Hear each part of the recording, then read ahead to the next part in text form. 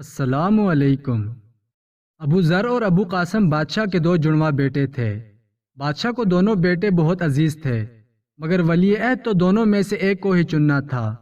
بادشاہ نے ایک دن دونوں شہزادوں کو اپنے پاس بلایا اور کہا، میں تم دونوں کی ذہنی آزمائش کروں گا، اور اس آزمائش کے لیے میں ایک موقع کی تلاش میں ہوں۔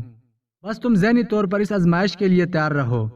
دونوں شہزادوں نے یک زبان ہو کر کہا کہ ہم آزمائش کے لیے تیار ہیں، آپ کا جو بھی فیصلہ ہوگا ہمیں منظور ہوگا۔ کچھ دن بعد وزیر بادشاہ کے پاس ایک خبر لے کر آیا کہ کسی نے لکڑہارے کو جنگل میں قتل کر دیا ہے۔ قاتل اسے قتل کر کے فرار ہو گیا ہے اور اس کا کوئی سراغ بھی نہ مل سکا۔ بادشاہ نے دل میں سوچا کہ یہی موقع ہے جس سے میں دونوں شہزادوں کی آزمائش کر سکتا ہوں۔ بادشاہ نے دونوں شہزادوں کو اپنے پاس بلایا اور کہا کہ فلاں جنگل میں ایک لکڑہارے کا قتل ہوا ہے، مجھے 24 گھنٹوں کے اندر قاتل چاہیے۔ دونوں شہزادے قاتل کو پکڑنے کے لیے اپنے اپنے طریقے سوچنے لگے۔ ابو ذر کے دماغ میں ایک ترکیب آئی۔ اس نے اپنے کچھ درباریوں سے کہا کہ بھیس بدل کر جنگل کی طرف جاؤ اور جہاں قتل ہوا ہے اس کے ارد گرد درخت کاٹنا شروع کر دو، اور جو شخص بھی تجھے اس فعل سے روکنے کے لیے آئے تو اس کی رپورٹ مجھے دینا۔ جب انہوں نے درخت کاٹنے شروع کیے تب آواز سن کر دو لوگ بھاگتے ہوئے آئے اور کہنے لگے کہ کس کی اجازت سے درخت کاٹ رہے ہو؟ اس جنگل میں درخت کاٹنا ایک بہت بڑا جرم ہے۔ درباریوں نے ان دونوں کو پکڑا اور شہزادے ابو ذر کے سامنے پیش کیا۔ شہزادے نے ان سے پوچھا کہ بتاؤ لکڑہارے کو کس نے قتل کیا؟ دونوں دیہاتیوں نے لا علمی کا اظہار کیا تو بادشاہ نے کہا، ایسا کیسے ممکن ہے کہ ایک درخت کاٹا گیا تو تم لوگ بھاگتے ہوئے آئے، مگر جب ایک جیتا جاگتا انسان کاٹا گیا تو تم لوگوں کی اس بات کی خبر ہی نہ ہوئی؟ سچ سچ بتاؤ ورنہ ادھر ہی سر قلم کر دوں گا۔ جب انہوں نے کچھ نہ بتایا تو شہزادے نے ان پر تشدد کیا۔ جب ان سے تشدد برداشت نہ ہوا تب دونوں میں سے ایک دیہاتی نے کہا کہ میں بتاتا ہوں کہ لکڑہارے کو کس نے مارا۔ میں جنگل سے گزر رہا تھا تو ایک کسان خنجر کی مدد سے لکڑہارے پر حملہ کر رہا تھا۔ میں اسے چھڑانے کے لیے آگے بڑھا تو وہ لکڑہارے کو مار چکا تھا۔ اس نے مجھے دھمکی بھی دی کہ اگر میں نے کسی کو بتایا تو مجھے بھی جان سے مار ڈالے گا۔ اس آدمی نے شہزادے کو کسان کا حلیہ اور گھر کا ایڈریس سب بتا دیا، مگر شہزادے نے ابھی اسے گرفتار نہیں کیا۔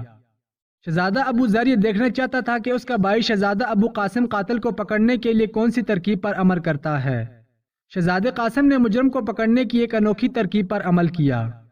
اس نے علاقے کے تمام لوگوں کو ایک میدان میں جمع کیا اور ان کے درمیان ایک موٹی تازی گائے کھڑی کر دی۔ شہزادے نے تمام دیہاتیوں سے کہا کہ یہ ایک خاص قسم کی گائے ہے جو میں نے کسی اور ملک سے منگوائی ہے۔ اگر اس کی دم پر ہاتھ رکھا جائے تو یہ قاتل کا نام بتا دے گی۔ تم نے باری باری اس کی دم پر ہاتھ لگانا ہے۔ گائے سے 3 میٹر فاصلے پر شہزادے نے ایک آدمی کو کھڑا کر دیا جو گائے سے گزرنے کے بعد ہاتھ سونگھ رہا تھا۔ شہزادہ ابو ذر اپنے بھائی کے طریقہ کار کو بہت غور سے دیکھ رہا تھا۔ کچھ دیر بعد ایک کسان نے گائے کی دم پر ہاتھ لگایا تو اس کے بعد آدمی نے کسان کے ہاتھ کو سونگھا تو اسی وقت پکڑ لیا۔ کسان اس آدمی سے جھگڑنے لگا کہ مجھے کس جرم میں پکڑ رہے ہو؟ جب میں نے گائے کی دم پر ہاتھ رکھا تو بقول آپ کے گائے نے تو میرا نام نہیں لیا۔ شہزادے نے کہا، اس کو اس وقت تک مارتے رہو جب تک یہ اپنے جرم کا اعتراف نہیں کر لیتا۔ ابھی کسان کو 2 کوڑے ہی لگے تھے کہ اس نے اپنے جرم کا اقرار کر لیا۔ کسان نے بتایا کہ یہ لکڑہارا چھپ کر میری بیوی سے ملتا تھا۔ جب مجھے اس حقیقت کا علم ہوا تو میں نے بیوی کو طلاق دے دی اور لکڑہارے کو موت کے گھاٹ اتار دیا۔ شہزادے ابو ذر نے بھائی سے کہا کہ ماں جائے، یہ تو میں بھی جانتا تھا کہ یہ قتل کسان نے ہی کیا تھا، مگر ایک بات کی مجھے سمجھ نہیں آئی کہ تجھے کیسے پتا چلا، کیونکہ گائے نے تو کسی کا نام نہیں لیا تھا۔ ابو قاسم نے بھائی کو جواب دیا کہ آپ بھی کمال کرتے ہیں، کبھی گائے کو بولتے ہوئے دیکھا ہے آپ نے؟ یہ سب ایک ڈرامہ ہی تھا۔ اصل بات یہ ہے کہ گائے کی دم پر ایک خاص قسم کی خوشبو لگائی گئی تھی۔ سب نے گائے کی دم پر ہاتھ رکھا مگر اس کسان کے دل میں چور تھا۔ اس نے اسی خوف کی وجہ سے گائے کی دم کو ہاتھ نہ لگایا کہ کہیں یہ میرا نام ہی نہ پکارے۔ کچھ فاصلے پر کھڑے دربان نے جب کسان کا ہاتھ سونگھا تو خوشبو محسوس نہیں ہوئی۔ بس شک کی بنا پر کسان کو پکڑ لیا گیا اور آگے کی کہانی آپ خود جانتے ہیں۔ اس نے اپنے جرم کا اعتراف کر لیا ہے۔ شہزادہ اپنے بھائی کی ذہانت سے کافی متاثر ہوا۔ دونوں شہزادے بادشاہ کے سامنے پیش ہوئے۔ بادشاہ کو یہ دیکھ کر بہت خوشی ہوئی کہ دونوں شہزادوں نے اپنے اپنے طریقے سے اصل مجرم کو نشاندہی کی۔ بادشاہ نے کہا کہ پہلے تو میرا ارادہ تھا کہ دونوں میں سے کسی ایک کو ولی عہد بنایا جائے، مگر اب میرا ارادہ بدل چکا ہے۔